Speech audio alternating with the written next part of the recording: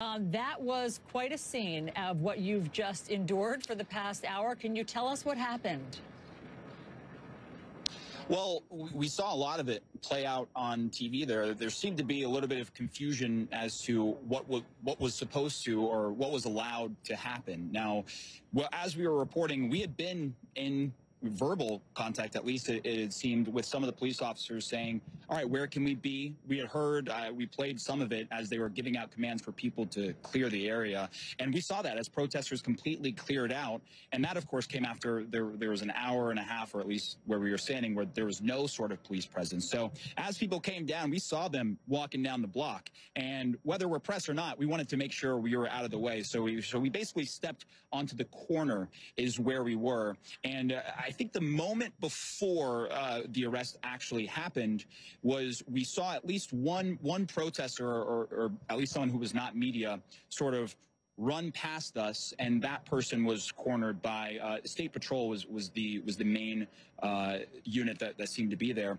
And then after that person was apprehended, they then turned toward us. Now, and that was the first moment, I can say, that police had gotten behind us. So in a sense, we were sort of surrounded by state patrolmen and it seemed like Minneapolis police officers as well. But again, it was that moment where all of a sudden someone runs past and they're already on edge based on the absolute destruction that's all around them. And that arrest happened just right in front of the Minneapolis 3rd Precinct that, of course, went up in flames last night. Omar, I'm not sure you know this, but our cameras were not only rolling the whole time you were taken into custody, but the cameras continued to roll, frankly, for the entire ride to the precinct. We could see the picture for the whole time. First of all, let me just also say, Omar, what an amazing job you did throughout that. Your composure and your ability to keep your cool is a testament to your professionalism, which we already knew about by how great of a job you were doing covering the story on the streets there. You and your team did a terrific job.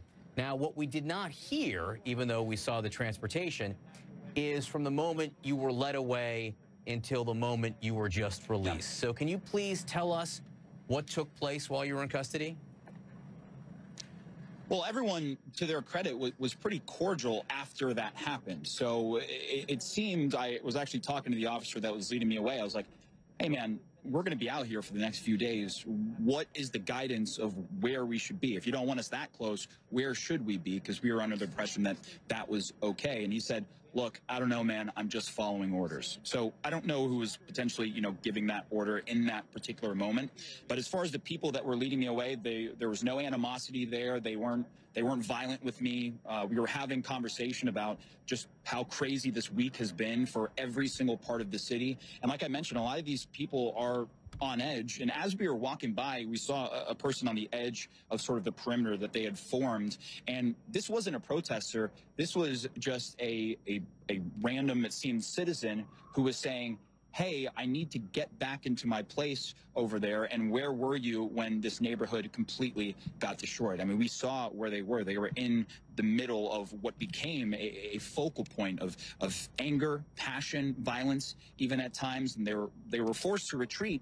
And then this morning, literally within a matter of minutes, we saw all of them swarm back in, clearing out these protesters from the city level. That's we saw the fire department and police department come in, and then the state patrol was advancing as we were seeing up that street toward our location. Now, where we were standing, basically to my right was where all the protesters were outside or in front of the building that was on fire, and then to our left was where they were advancing. So we were basically just going to try and step back and let them continue to advance down the street. But again, you saw what unfolded there. But as far as what happened in between, again, they were pretty cordial. Once we were in the trucks as well, they were, and we're downtown. Obviously, this is the Hennepin County Public Safety Building here. They were all pretty good with us and conversational. Well, that's a relief, Omar, because you could not have been more professional. You were doing your job by the book. You presented your credentials. You told them that you were a journalist. You told them that you were with CNN, and you told them you were live on the air. I mean, you did them the courtesy of explaining that we were live on the air at that moment. And I'm just wondering, after you and your crew were arrested, at what point did they ever say, sorry, that was a mistake? Or when they released you, was there an explanation of that had all been a big misunderstanding or a mistake and you're allowed to report?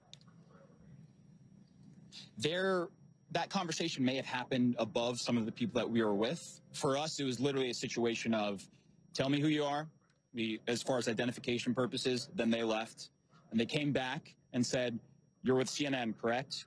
Yes. And then we explained the 2 other team members that were with me, 3, including the security that we had hired for this. And then they left, came back, and then let us out of the van. We were inside the van handcuffed the whole time. And then we were sat down, waited for a little bit more. And then from there, that was when they eventually came back with our belongings that they had confiscated over the course of this. They unclipped our handcuffs, and then that is when we were let out. And again, to answer your question, there was no sort of, sorry, this was a big misunderstanding, blah, blah, blah, because it seems that conversation may have happened, but it didn't happen with us in particular. And it's also, it's a difference in jurisdiction. Just one more question, because it was a nerve-wracking moment for all of us watching.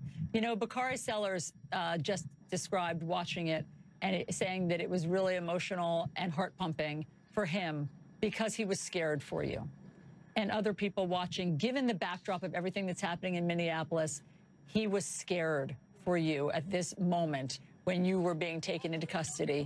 You know, I should also let you know that Josh Campbell, who was reporting a block or 2 away from you, was not taken into custody. He was treated quite politely. Were you scared when this was happening? And do you have any idea why you were arrested and not Josh Campbell? If you're just tuning in. Well, there was a moment, I would say, minutes after it happened where things started to sink in a little bit. I think, I don't have to tell you, Allison or John, that sometimes when you're in this job, in these scenarios, there's a lot of adrenaline pumping. You're trying to focus and balance so many different factors. In a case like this, I'm trying to balance what the actual story is, how the storyline is advancing, while also trying to be aware of our surroundings, which at times can get dangerous. So there's that mentality. And then the arrest happened. I was still trying to communicate with you all as this was going on, because I was just as confused as you. We had been showing our credentials throughout this entire week, and especially in the moments leading up to that, so I couldn't really understand what was going on. But as we were walking away and you were sort of taking in the entire neighborhood that had been completely decimated again from the passion of the protesters and unfortunately some of the rioting and looting that we had seen, it did cross my mind that what is really happening here? And the one thing that gave me a little bit of comfort was that it happened on live TV. There's been this, when you talk within the community about, let's just say, what's happened with George Floyd, there's always a discussion that what's happening isn't new, it's being filmed. And that speaks to the power of having something happen on camera, because you can have people speak up for you without you saying anything.